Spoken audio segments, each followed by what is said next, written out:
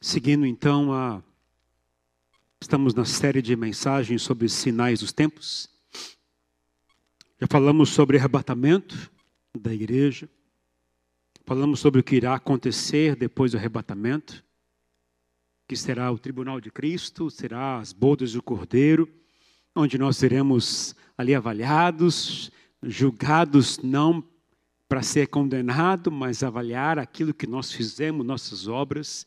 Iremos receber o galardão, as coroas pelo nosso trabalho aqui na terra.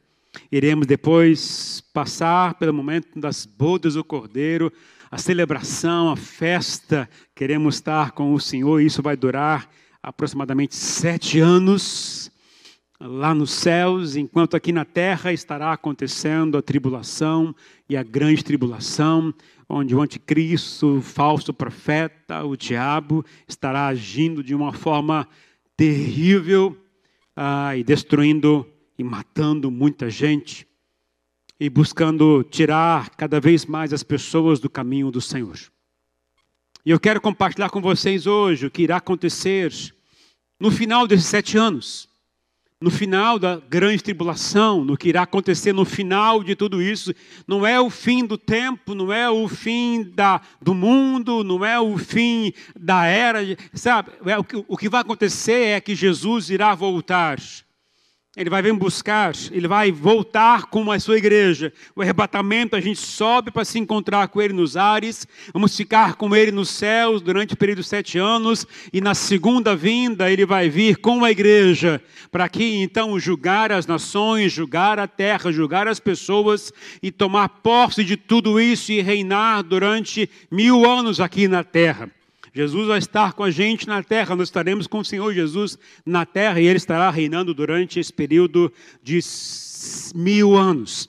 E eu quero começar compartilhando com vocês, baseado em Mateus capítulo 24, é o primeiro texto que queremos ler hoje, Mateus capítulo 24, versículos 27 até o 31. Mateus 24, 27 até 31, é o que Jesus falou sobre esse dia. E olha o que ele disse, Mateus 24, 27 a 31. Porque assim como o relâmpago que sai do oriente, ou seja, do leste, e se mostra ao ocidente, oeste, assim será a vinda do Filho do Homem.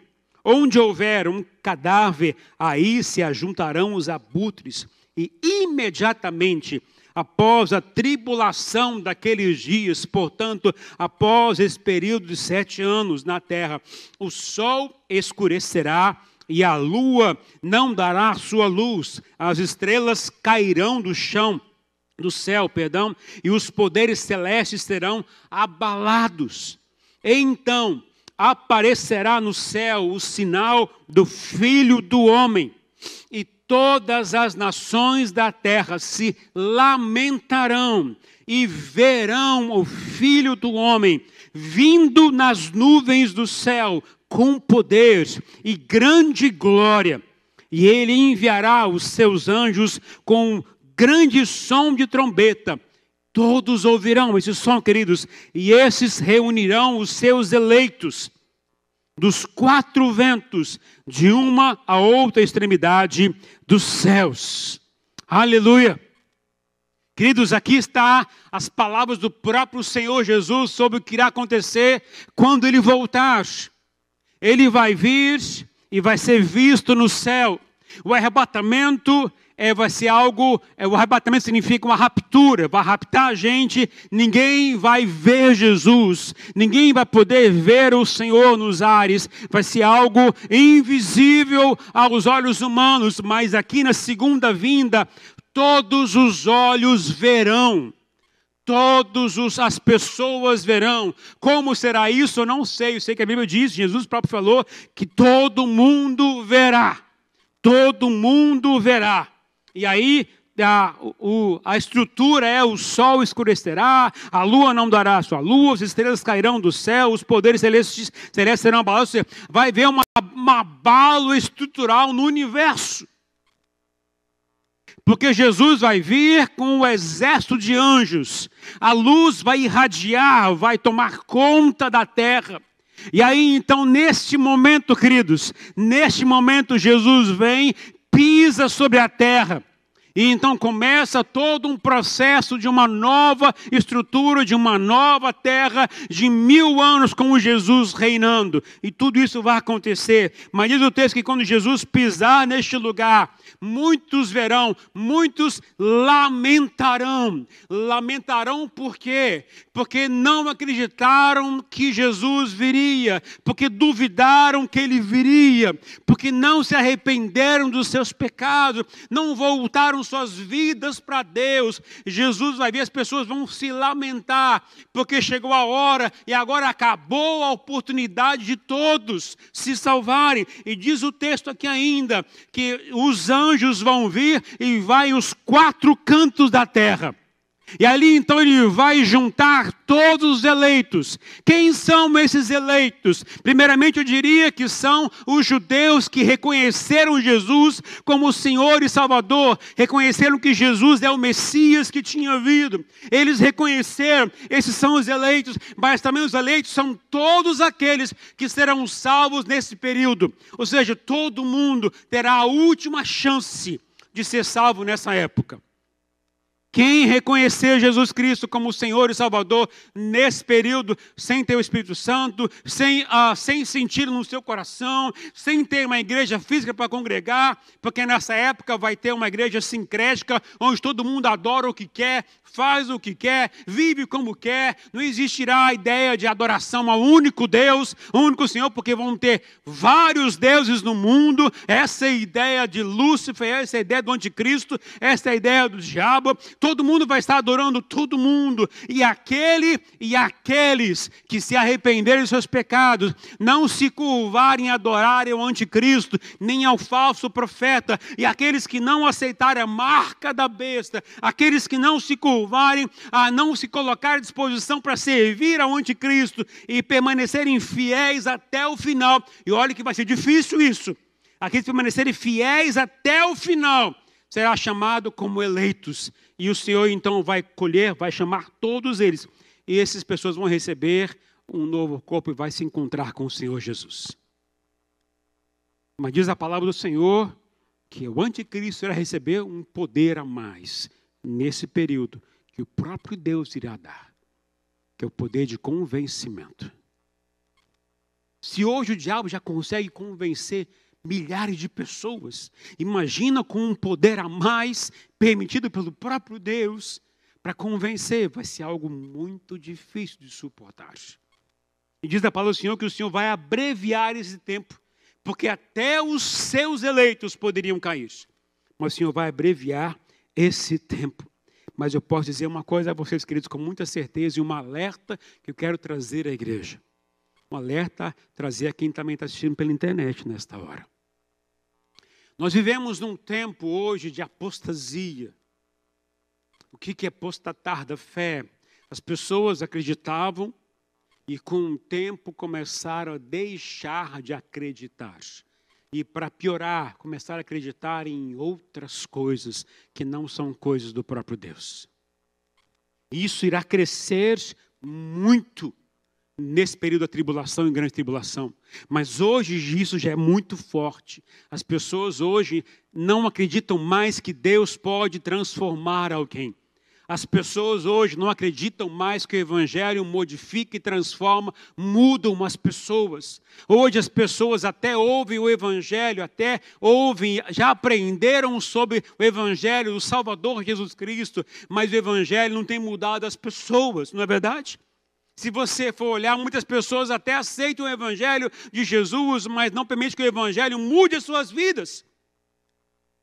E com o tempo isso vai piorar. Porque as pessoas ouvem a palavra, até acham interessante, até acham boa. Mas enquanto não acreditarem no que Jesus falou, enquanto não se renderem ao Senhor Jesus, enquanto não mudarem a sua mente, não aceitarem o que o próprio Senhor Jesus aceitar como verdade absoluta das suas próprias vidas, eles não irão se arrepender dos seus pecados e não mudarão de vida. E correrão um grande risco de nem serem arrebatados. É um tempo de alerta que o Senhor faz com a gente. Se não houver arrependimento, se não houver confissão de pecados, se não houver mudança de vida, se não houver um novo nascimento, se não houver conversão, as pessoas correm um grande risco de não subirem aos céus e não estarem com o Senhor e nem serem salvas. E aí, vou dizer uma coisa clara a vocês, queridos. Sabe por que Jesus vai vir para julgar a terra? Sabe por que Jesus vai vir para julgar as nações? Porque vai vir para julgar as pessoas. Sabe por que o Senhor Jesus vai vir para poder julgar as pessoas e as nações? Porque falta e vai faltar mais ainda nesse período arrependimento. Nós vamos ver isso na palavra do Senhor hoje. Falta arrependimento. Falta arrependimento. Não há como dar um jeitinho, queridos. Ninguém dá jeitinho para ir para o céu. Filho de crente não significa crente. Neto de crente não significa crente. Ou você se converte, ou você se arrepende dos seus pecados, ou você perde toda a chance que você tem de estar com o Senhor eternamente. Então eu quero compartilhar com vocês o que vai acontecer nesse período e como Jesus vai vir. Eu vou ler um texto que fala muito sobre o próprio Senhor Jesus. Fala basicamente sobre Ele, sobre como Ele virá. Querido, Jesus veio à terra, se encarnou, se tornou homem, né? E viveu neste mundo, sofreu as pressões, as lutas de como qualquer ser humano. Morreu como ser humano. Mas ressuscitou dos mortos. E hoje está vivo com o Pai nos céus. Mas ao estar com o Pai nos céus, agora quando chegar a hora dele vir buscar a sua igreja, ele não vai vir mais sentado num jumento. Ele não vai vir mais como um servo sofredor. Ele não vai vir mais como um ser humano qualquer. Agora ele vai vir como um Senhor. Agora ele vai vir como o rei. Agora ele vai vir como soberano. Ele vai vir agora como poderoso. Não é mais como qualquer um como vem na carne, que ele veio humilde, simples, lá naquele lugar, nasceu na manjedoura. Agora ele vai vir já formado, pronto para reinar sobre o mundo. Nós precisamos entender isso, queridos. Então eu quero compartilhar com vocês sobre essa verdade, sobre como Jesus vai vir a este mundo. E eu quero ler, então, o livro de Apocalipse. Um dos livros talvez mais temidos por muita gente, né? Talvez por não entender. Mas eu vou ler alguns textos que são maravilhosos de Apocalipse para falar um pouquinho sobre como será essa vinda. E nós vamos entender quem é Jesus nesse caminho. Apocalipse capítulo 19. Eu vou ler os versículos 11 até o 19. E eu vou ler devagarzinho, um por um, explicando a vocês. Apocalipse 19, de 11 a 19, diz o seguinte, diz quem é Jesus e como ele virá. Olha o que diz o versículo 11. Isso é João tendo a visão dos céus, né? O apóstolo João vendo. Vi os céus abertos e diante de mim um cavalo branco, cujo cavaleiro se chama Fiel e Verdadeiro. Ele julga e guerreia como justiça. João viu um cavaleiro sentado num cavalo branco. Esse cavaleiro é Jesus Cristo. Diferente do que você pode encontrar em Apocalipse capítulo 6, que o cavalo branco, o seu cavaleiro, está se referindo ao anticristo.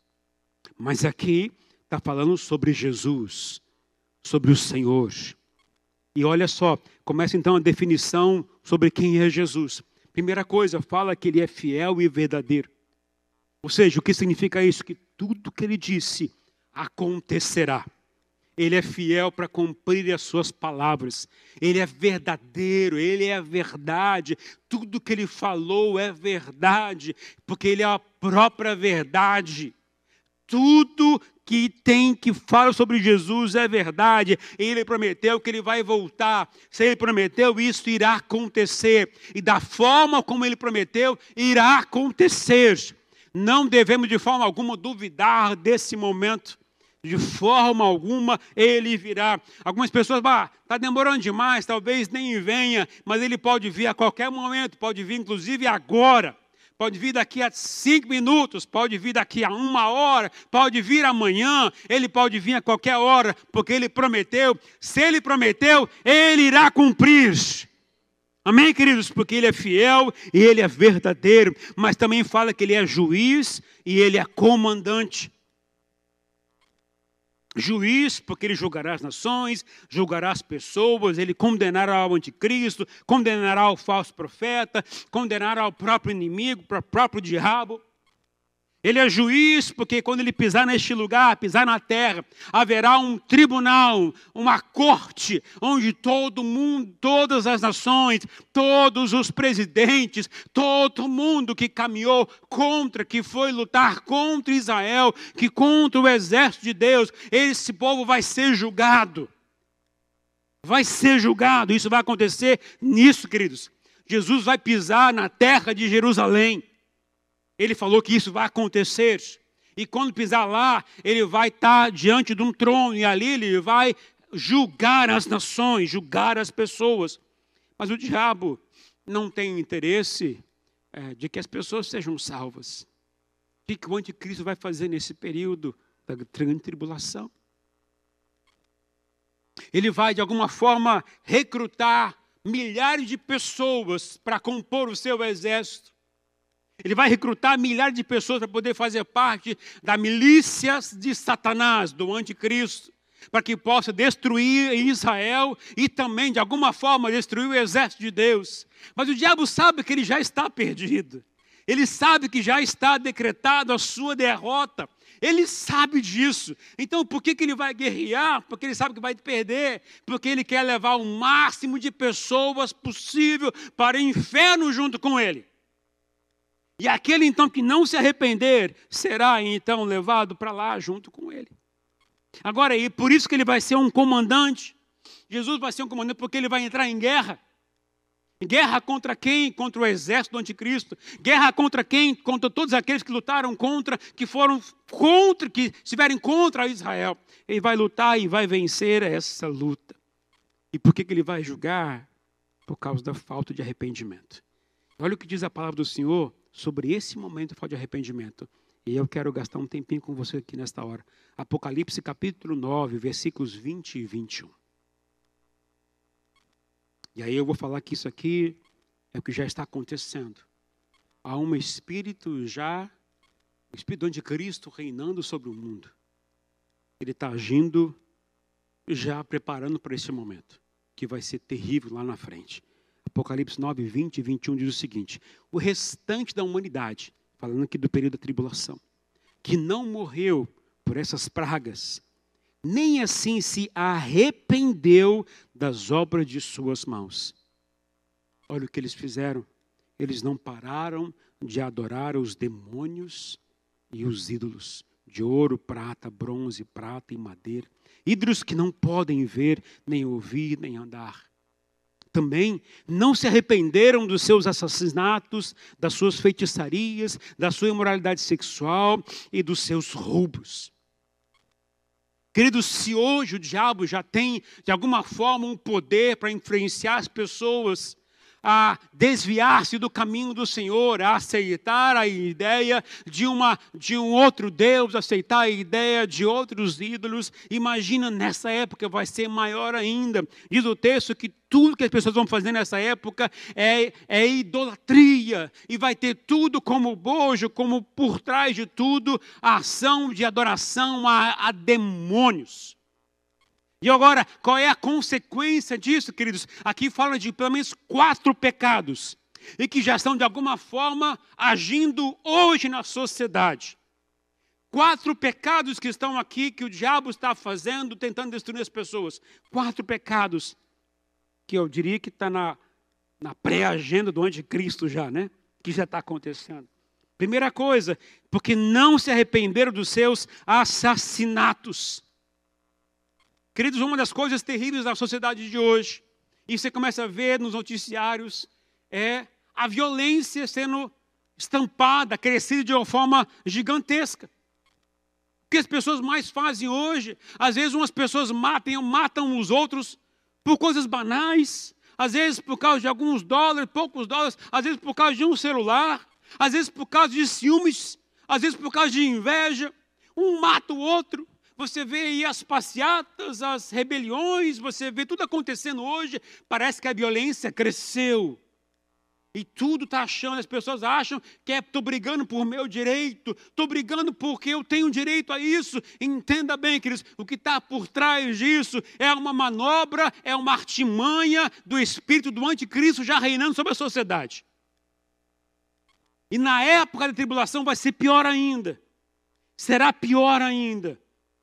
Porque vai ser comum, infelizmente, a violência, a crueldade e o valor das famílias se perderem. O segundo pecado nessa época vai ser muito forte, os que não se arrependeram de suas feitiçarias. E aqui olha um detalhe em especial sobre feitiçaria. No grego, feitiçaria é farmaqueia. Quando você ouve a palavra farmaqueia, você lembra de quê? Farmácia. E farmácia vende o quê? Drogas. Não é verdade? Na época antiga, o que acontecia? As pessoas se drogavam com qual interesse? Fazer feitiçaria, consultar demônios, consultar os espíritos tais, se drogavam. Se aquela época era comum, era forte, hoje é mais forte ainda. Quantos de vocês conhecem pessoas que já se desgraçaram por causa de droga? Quantos de vocês conhecem que as drogas estão destruindo as suas famílias? Quantos de vocês conhecem pessoas drogadas que já morreram e destruíram todo o lar, toda a família? Você acha que isso é comum na sociedade? Não é, gente. Isso tem coisa de demônio por trás. Entenda bem isso. Não vamos ser ingênuos e achar que isso é normal. Hoje, infelizmente, nós temos muitos países no mundo que já permitem o uso de drogas. Compra de drogas. Já é comum você ter as pessoas com liberdade de comprar e vender droga em vários lugares. Infelizmente, em New Jersey mesmo vai acontecer, no próximo mês de novembro, vai ser votação para permitir drogas nesse estado. Entenda bem, queridos. Já está sendo tudo isso. Entenda bem, isso é uma pré-agenda, ou se não for agenda, do inimigo já preparando para o que irá acontecer lá na frente. Quantas pessoas estão sofrendo por causa de droga? Você acha que isso é comum na sociedade? Não é, gente. O mundo jaz no maligno. E tudo que ele faz tem intenção de destruir, matar e roubar as pessoas. Terceiro pecado que a palavra do Senhor fala é a prostituição. Não se arrependeram de suas prostituições ou imoralidade sexual. Sabe o que é prostituição no grego? Porneia. Quando você ouve a palavra porneia, você lembra de quê? Pornografia. Aí eu pergunto a você, como está hoje o mundo? Como está hoje o mundo com relação à pornografia? Infelizmente, hoje nós temos aí crianças de 7, 8, 9 anos já até viciadas em pornografia no celular. Aí eu poderia até exagerar em muito mais coisas. Hoje você vê as próprias escolas anunciando e discutindo e ensinando as crianças sobre a questão da liberdade sexual. Da liberdade sexual. Jesus disse, a palavra do Senhor diz que Jesus vai vir como se fosse na época de Noé. Entenda uma coisa, o que aconteceu na época de Noé? Havia casamento e todo tipo de casamento, dava-se em casamento, não casava, separava, todo tipo de casamento acontecendo, ou seja, as relações eram loucas na sociedade. E hoje o que acontece é exatamente isso. Jesus também vai vir na época de Ló. O que fala em Ló? Está falando sobre a cidade de Sodoma e Gomorra, onde ele esteve. O que tinha em Sodoma e Gomorra? Orgias e mais orgias, famílias, todo mundo vivendo em ambiente sexual deplorável, terrível. E isso já acontecia antes, só que Sodoma e Gomorra Deus destruiu. Na época de Noé, Deus destruiu também. E agora está dando uma chance ao povo se arrepender, mas porque não se arrependeram, vão perder a chance de serem salvos. Queridos, infelizmente hoje, eu quero alertar você, pais, você mãe, você jovem, se por acaso você já está viciado em pornografia, quero pedir a você, ora muito, peça ajuda a pessoas, peça ajuda às pessoas para orarem por você. E toma uma posição, porque se vocês não se arrependerem desse pecado, vocês sofrerão a terrível pena de ter a pressão do diabo sobre você o tempo inteiro. Porque isso que está acontecendo hoje não é algo natural. E isso tem intenção maligna.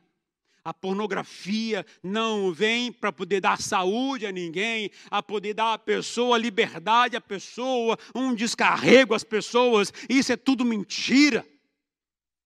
A intenção da pornografia é destruir você como pessoa, a destruir você como casal e destruir uma família. Quantos casais se separaram por causa da maldita pornografia? Quantas famílias estão se destruindo por causa disso? Quantos adultérios estão acontecendo por causa disso, queridos? Entendam bem. E isso não é uma coisa natural. Isso já faz parte da agenda do diabo, do anticristo reinando sobre este mundo de alguma forma. Diz a palavra do Senhor, se não se arrepender, não irão ser salvos. Não irão ser salvos. Enquanto não se arrependerem e mudarem de atitude, sofrerão a prisão do diabo. Mas eu louvo a Deus porque a igreja ainda existe nessa época. Agora, a igreja ainda pode anunciar a verdade. A igreja ainda pode pregar a verdade às pessoas para que elas possam se libertar, serem salvas, serem restauradas. Estamos aqui pregando a verdade para que as pessoas possam abrir os seus olhos e as pessoas possam se posicionar corretamente diante da vontade do Senhor. Sabe, a igreja existe para isso. Enquanto a igreja existir, haverá resistência à obra plena do diabo. Agora, quando a igreja não existir mais, como irá assegurar? Quem irá assegurar a ação do diabo? Quando houver tempo de arrependimento, se arrependam, se arrependam. O arrependimento é algo que Deus não resiste, queridos. Isso toca o coração de Deus. Pecado é pecado, entenda bem isso. Pecado é pecado. E se você não se arrepender de praticá-lo, você irá sofrer consequências disso. Agora, o pecado sem solução. Qual a solução para o pecado? Arrependimento. Arrependimento é reconhecer que errou. Agora, infelizmente, hoje, as pessoas já estão com a mente cauterizada, porque quando pecam, já não sente mais o peso na consciência.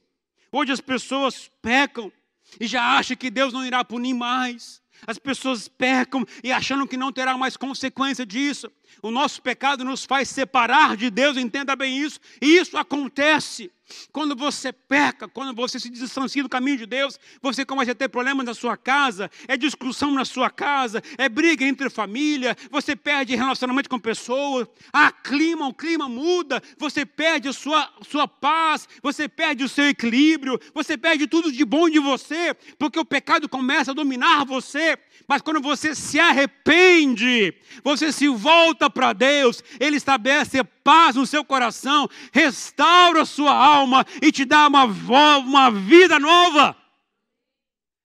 Arrependimento é chave, é chave. E o último pecado que o texto fala, está falando sobre roubo. Roubo. Gente, são 4 coisas terríveis. E quando penso em roubo, estou falando sobre corrupção. Você conhece algum país que não tem corrupção? Você conhece algum mundo que não tem corrupção, desonestidade, mentira? Aliás, quem é o pai da mentira, queridos? De onde surgiu essas coisas? A gente não acredita mais que a mentira vem do diabo. Por isso a gente mente. Não é? Pois é. Tudo relacionado à ação demoníaca. Pecado é pecado, gente. Sem arrependimento, não há remissão de pecados.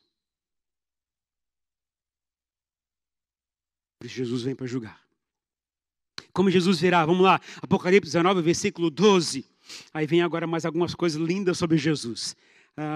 19, 12 diz: seus olhos são como chamas de fogo, em sua cabeça há muitas coroas, em um nome que só Ele conhece e ninguém mais. O que aqui me ensina que Jesus, Ele é onisciente, Ele conhece todas as coisas, ninguém engana o Senhor, os seus olhos são como fogo, Ele vai olhar para você, não apenas para olhar o seu exterior, mas o fogo vai olhar dentro de você, vai avaliar você, as suas motivações, as suas intenções, tudo que você faz, não somente eu e você, mas nas nações, tudo isso Ele faz, não para condenar, Ele vai fazer para condenar as pessoas que estão indo contra Ele, mas irá olhar para as pessoas e dizer: olha, vocês seguiram o caminho errado, estão condenados, apartai-vos de mim.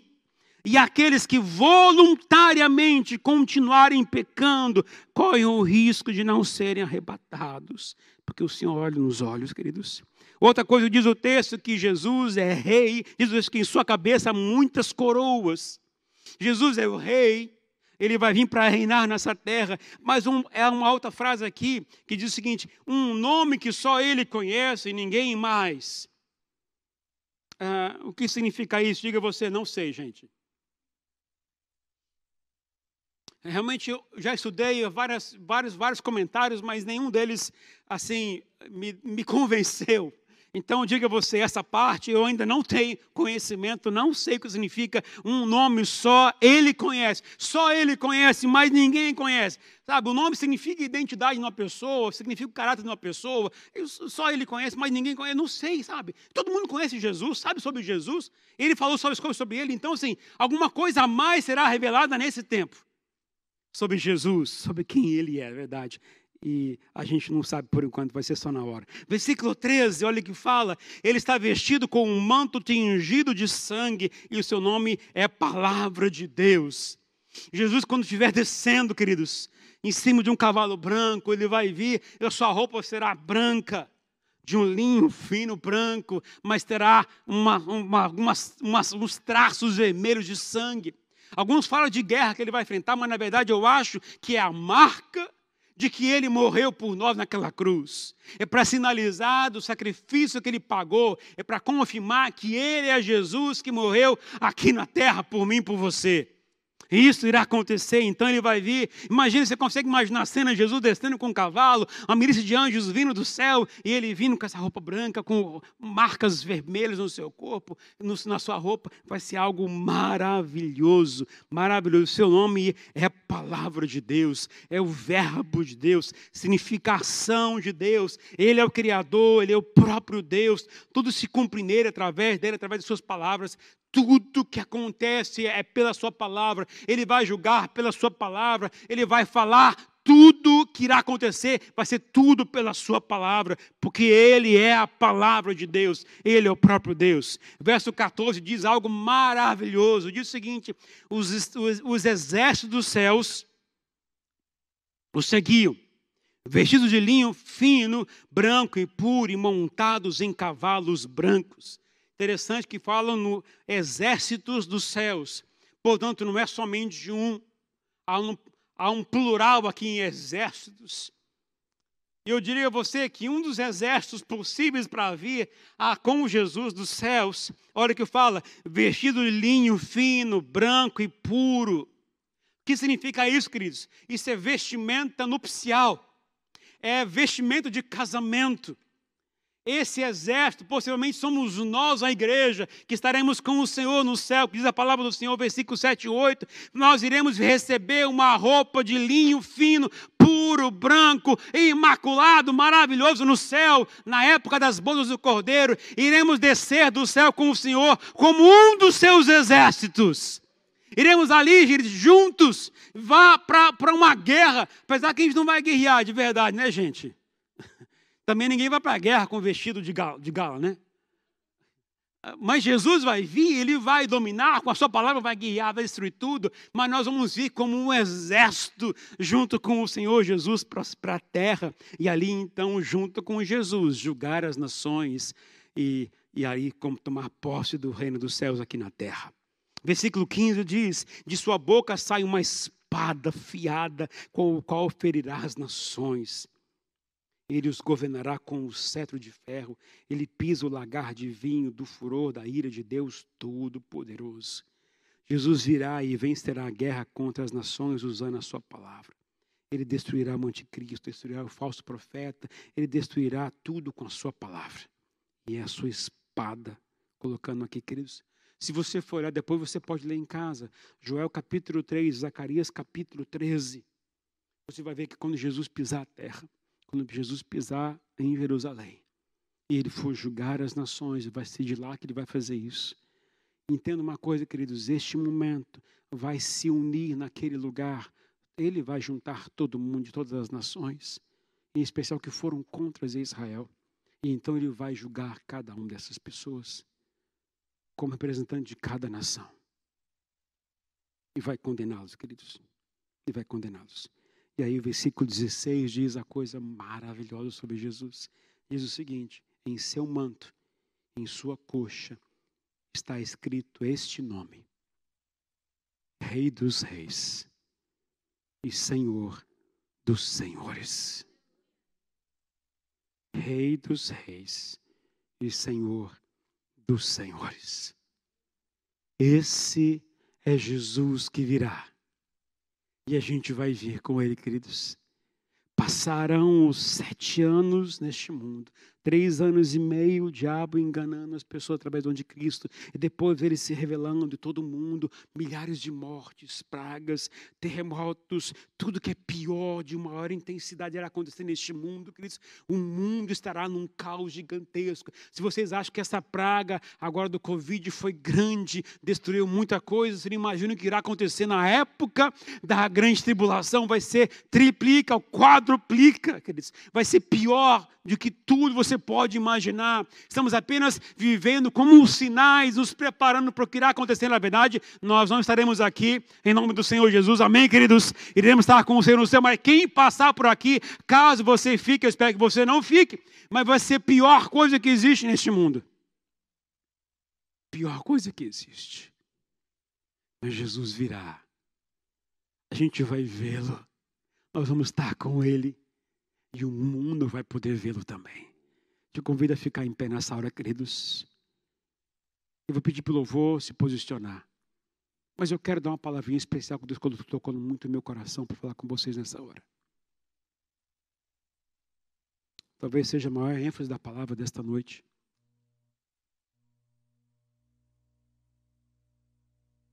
Queridos, Jesus vai vir e vai julgar todos que estiverem aqui por causa da falta de arrependimento. Queria que vocês entendessem isso, queridos. A falta de arrependimento nos distancia do caminho de Deus. Quando há falta de arrependimento, significa que não há mudança de vida. Arrependimento é a primeira coisa que você tem que fazer, tem que ter, para que tudo mude em você. O Evangelho de Jesus consiste em você reconhecer que você é pecador, se arrepender dos seus pecados, confessá-los ao Senhor e abandoná-los. A vida com Jesus, o Evangelho de Jesus, não é para satisfazer o seu eu, mas é para confrontar a sua vida. O Evangelho de Jesus não consiste para te trazer uma paz momentânea, mas é para trazer a paz verdadeira.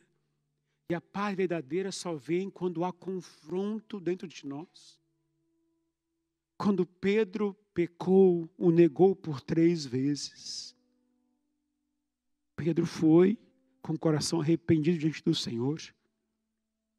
E Jesus o tornou o líder dos apóstolos. Judas não se arrependeu. e por isso se enforcou. Quando nós nos arrependemos, o Senhor vem e traz paz no nosso coração, mas isso provoca em nós mudança de atitude. Arrependimento envolve comportamentos novos. Paulo falou aos Coríntios que eu sou nova criatura, as coisas velhas já passaram, eis que tudo se fez novo. O Evangelho de Jesus envolve mudança de vida, a começar do interior, não é o exterior que importa para Deus, é começar dentro da gente. Jesus vai vir buscar uma igreja restaurada no seu interior. Jesus vai buscar os seus arrependidos, vai buscar aqueles perdoados. Jesus vai buscar aqueles que se sentiram o pior dos piores, mas clamaram ao Senhor e Deus ouviu sua oração e eles foram redimidos, perdoados, restaurados. Jesus virá buscar os perdoados e os arrependidos. Jesus não vai vir buscar os membros de igreja por ser membros de qualquer igreja. Não é isso que importa para Deus. O que importa é termos um coração arrependido. Atitudes novas, comportamento novo. Se você está em pecado, muda de vida, meu irmão, em nome do Senhor Jesus. Se arrependa do seu pecado, volte-se para Deus e arrume a sua vida. É melhor você arrumar agora, mudar a sua vida agora, porque amanhã pode ser tarde demais. Se você faz coisas esperando que amanhã vai ter algumas coisas, não olha para isso amanhã, porque você não sabe se amanhã você vai estar aqui. O que você precisa entender, queridos, que o Evangelho de Jesus é arrependimento hoje e agora. A palavra do Senhor é para conversão hoje e agora. É mudança de vida hoje e agora, começando dentro do seu coração. Tudo começa no seu coração. Sem arrependimento, a falta de arrependimento. E isso dá brecha para a ação do diabo nas pessoas, levando as pessoas a caírem em pecado. A falta de arrependimento leva as pessoas a se distanciarem de Deus e viverem na escravidão do pecado. Mas não é isso que Deus quer para nós. Hoje o que o Senhor diz a você, meu filho, minha filha, se arrependam dos seus pecados. Eu amo vocês, eu dei minha graça a vocês, a graça é restauradora, a graça é libertadora, a graça é salvadora, a graça ela transforma a gente, mas eu preciso me arrepender. Sem arrependimento não há mudança. Falar apenas que está consciente do seu erro não muda e não salva você, mas o arrependimento, que é o reconhecimento do seu erro, o seu pedido de perdão e sua atitude para não praticar mais, isso é sinal que você se arrependeu. João Batista falava, onde estão os frutos do seu arrependimento? Frutos. Eu quero falar com você, queridos. Jesus ama você. Ele pagou um alto preço por você. Ele pagou um alto preço por seus pecados. Ele não quer condenar você. Ele não quer colocar você para o inferno. Mas Ele quer levá-lo para estar com Ele e viver com Ele eternamente. Jesus veio a este mundo para trazer uma palavra de salvação a você, de mudança para você, para mostrar uma vida nova a você. Jesus veio a esse mundo para dizer o seguinte, meu filho, minha filha, a vida nova consiste em se arrepender dos seus pecados, voltar-se para Ele e viver para Ele. Esse amor é grande demais. Jesus ama você. Jesus ama você. Jesus ama você. Jesus ama você. Entenda isso de uma vez por todas. Por pior que seja o pecado que você acha que você cometeu, Mas Jesus continua amando você. Por pior que sejam suas atitudes, Jesus continua amando você e te dando uma nova chance. Esse é o Evangelho de Jesus. Vou pedir para o louvor cantar esse cântico. Enquanto está cantando esse cântico, se por acaso você quiser dizer: Senhor, me ajuda, me socorre, porque eu acho que meu pecado não tem perdão. Ou você pensa que você já fez tanta coisa errada que não sabe se tem salvação. Ou mesmo você que está assistindo pela internet. Se você acha que você é uma pessoa talvez miserável, Jesus ama você e quer perdoar você. Quer perdoar você.